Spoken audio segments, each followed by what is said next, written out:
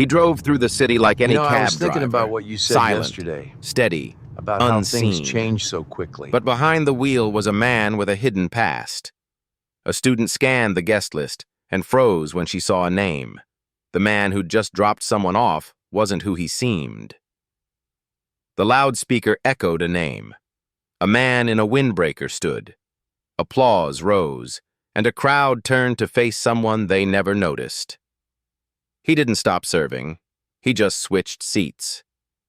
Now his back seat became a quiet place for thanks, respect, and second chances. He stood quietly near the parade, not to be seen, but to remember. A soldier once again, in dress blues, but still walking alone. The city never slowed down.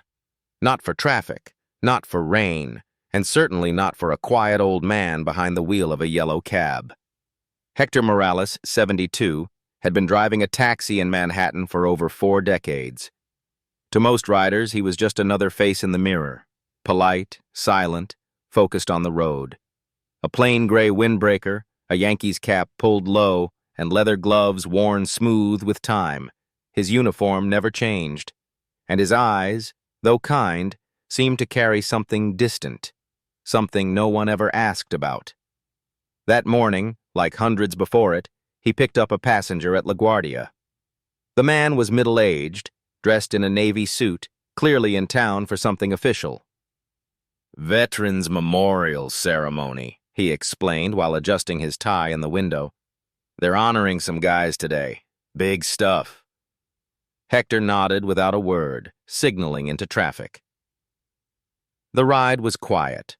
The radio played soft jazz beneath the hum of the engine.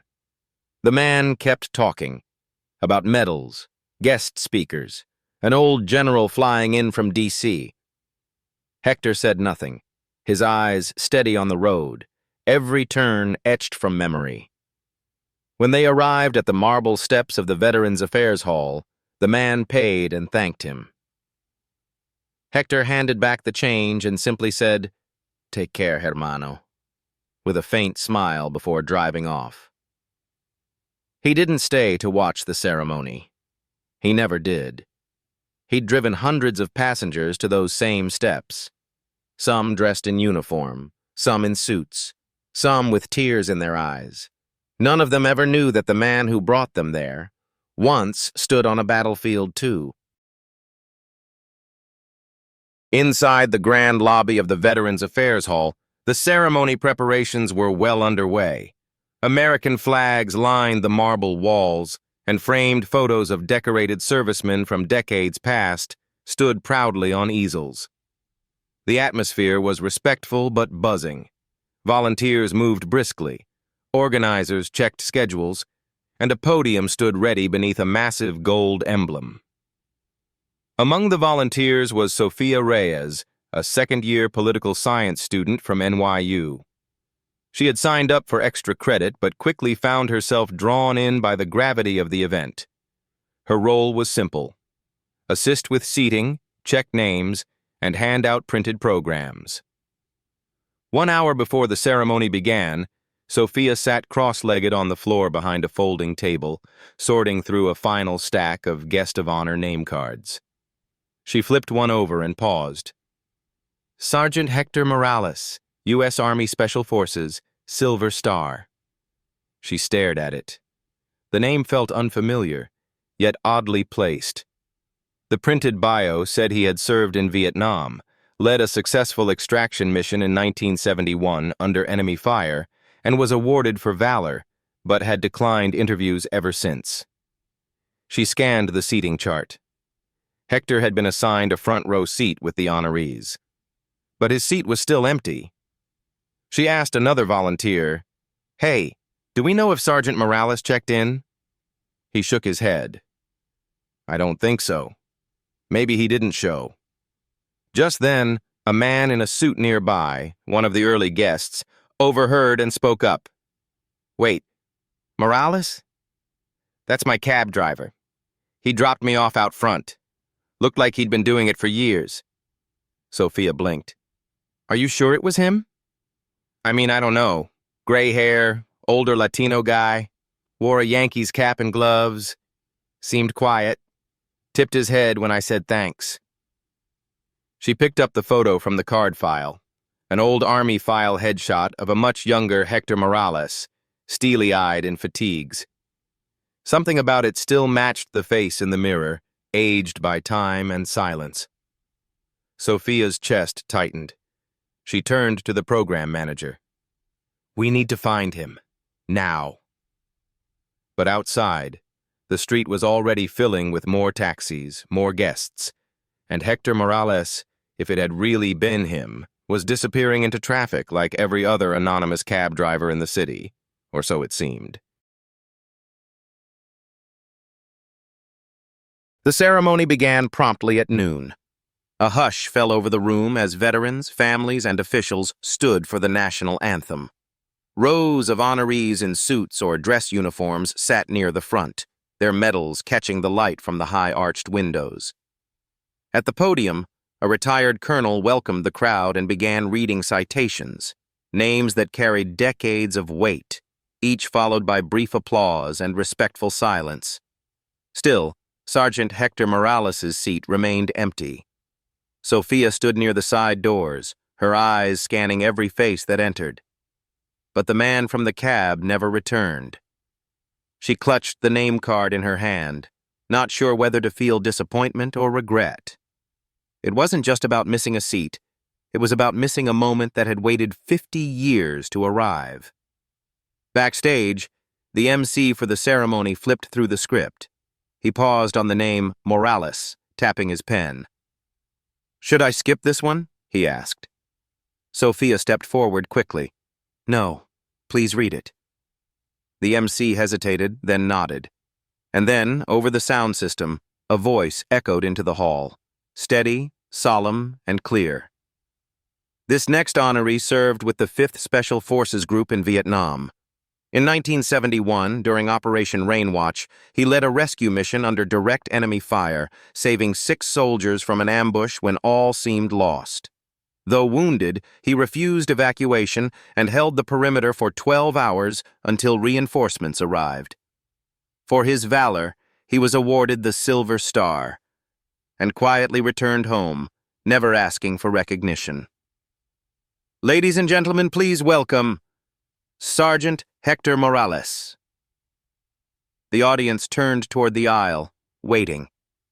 Nothing happened. Then, a murmur near the back. The side door creaked open. Hector stood there. Not in uniform, not prepared for the spotlight. Just a man in his cab driver clothes, gray windbreaker, gloves in his pocket, baseball cap still on. He looked like he had come in by accident.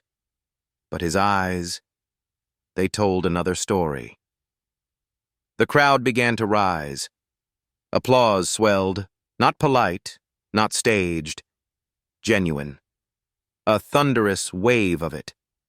People turned in their chairs, veterans stood with chests out, and soldiers in full dress gave salutes. Sophia stepped toward him, holding the name card. "They called you," she whispered. "It's your name, Sergeant. They didn't forget." For a moment, Hector didn't move. His body was still, but his hands trembled. Slowly, he removed his cap, revealing a neat patch of silver hair beneath. He nodded once and began walking down the aisle. The audience parted as he passed. He reached the front, where a general, fully decorated in his own uniform, extended a hand and whispered something into Hector's ear before pinning the medal onto his chest again, decades after the first time. No cameras, no rehearsed speeches, just a room of people standing for a man who'd spent his life sitting behind a steering wheel, quietly carrying the weight of courage no one ever noticed. And in that moment, Hector Morales was no longer invisible.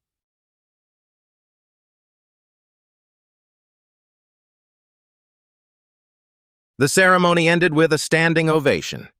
Hector Morales didn't give a speech. He simply bowed his head, offered a quiet salute, and returned to his seat, still wearing the same clothes he had started the morning in.